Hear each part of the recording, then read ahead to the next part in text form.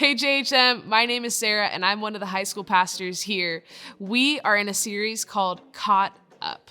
What's it about? The one thing that all of us have the potential to get caught up in: comparison.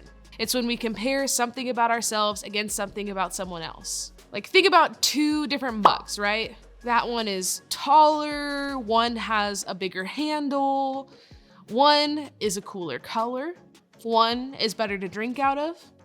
Now, did you notice that as I was comparing the features of the mug, some of the comparisons were based on fact, and some of them were based on opinions, just my personal preference, right? This is one reason why comparison can be dangerous. Comparison has a way of making us feel all kinds of things: disappointed, frustrated, anxious, motivated, prideful, hopeless. The list could go on and on. Today, though, we're talking about one of the strongest feelings comparison has a way of bringing out in us. That feeling is jealousy. I'm a twin, an identical one, so we were constantly compared. Luckily, we were never compared by our family, but we were by teachers, friends, acquaintances, coaches, family friends, and the list goes on. The craziest part is that people would compare us to our faces in front of us. People weren't always trying to be mean, they just couldn't help themselves, or they were simply trying to figure out the best ways to separate who was who in their minds. So they'd say something like, "Oh, Emma has a rounder face. You have a longer face." Now, I don't know if I see that one. They'd say, "Emma is faster than Sarah." That really depends on the day. They would say maybe Emma has a freckle on her lip and you don't. That's fact. Emma has a 9.5 shoe and you have an 8.5 shoe. That's fact. Emma is more artistic and you are more intellectual. See, now we're going more towards opinion-based comparison again. It was those more personal, opinion-based comparisons that would hurt and bring up a little jealousy in me. I would start to notice how Emma's paintings in elementary school looked better than mine. Her acting in middle school drama was creative and confident, and her pottery in high school was flawless. I was happy she had things she was good at, but if I was honest, I wanted to be good at those things too. I was jealous. Maybe you can relate. In fact, I'm sure you can, because jealousy is part of what comes from getting caught up in comparison. It's what we feel when we want what someone else has. I'm gonna help you brainstorm some words that might describe what you feel or experience when you're jealous of someone else. I'm gonna read a few different scenarios, and after each one, think what words or feelings come to mind. Here's one scenario. When that kid in your class wears the shoes you've been wanting, but you're still wearing the same ones from last year. What feelings come up, right? When you're playing pickup basketball in your neighborhood and your friends are better players than you, maybe what feelings come up from that? When you're singing in the car with your siblings and you're not the best singer, not even close, what feelings might come up from that? When your friend is so much fun that everyone wants to be around them, but you don't feel like you're as popular, what feelings come up from that? Or when the kid in your small group has two parents living at home, but you have a family that's separated, are there some different feelings that come up from that one? Or lastly, when your best friend asks your other friends for advice about a problem, but they don't ask what you think, what feelings come up there?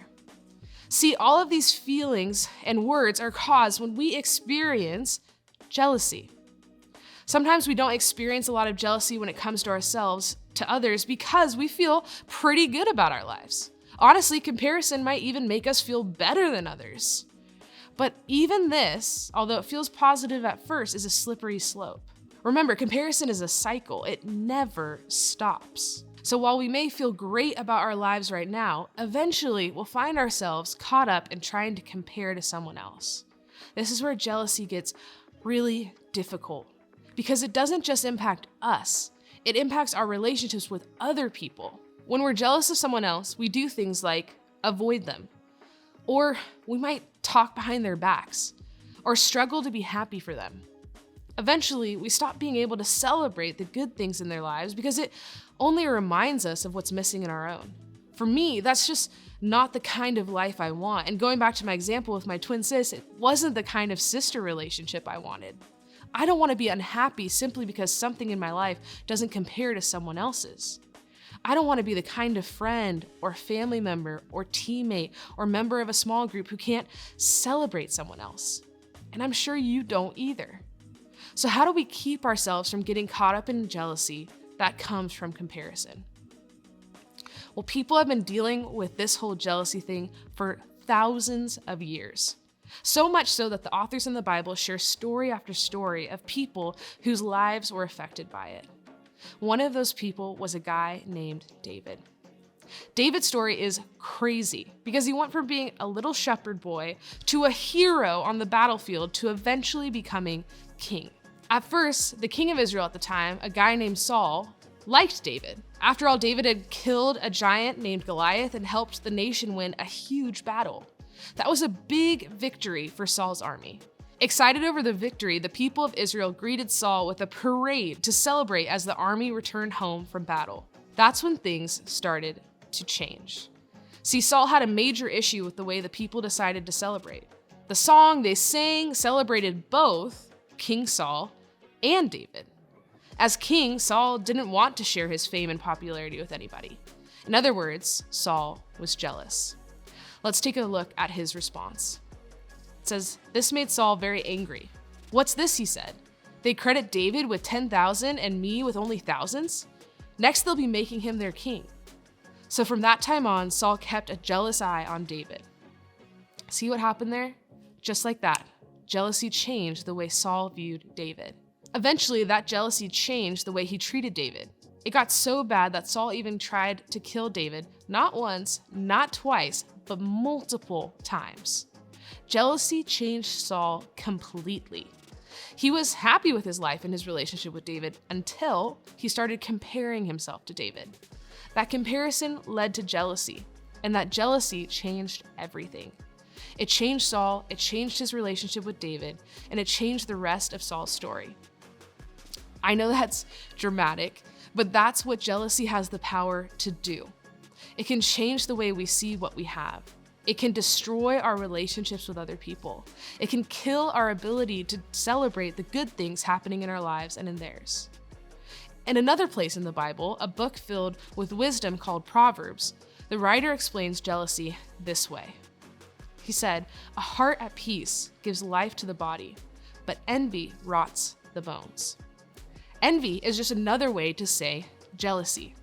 As the writer of this proverb said, it has the potential to rot or break down your bones. Just think about your bones for a second. They're a pretty important part of your body. They're the core of what holds you up.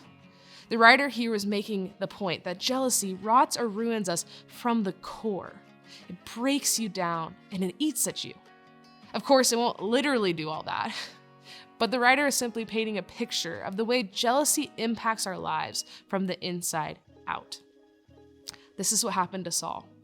Jealousy rotted everything in his life. It consumed him, so much so that he could hardly lead the nation because of it. But David? Well, he kept his heart at peace. As the proverb tells us, that's what gives life to the body. See, while jealousy breaks down, peace builds up. So even though David was hurt by Saul's jealousy, he never went down the road of comparison with Saul. David kept his eyes on the good that was promised him, and that helped him stay at peace. It helped him break free from comparison, and the same can be true for us. When we keep our eyes focused on what we have, we'll find more peace. When we stop focusing on what others have, we'll be able to enjoy the good in our lives and in theirs more easily.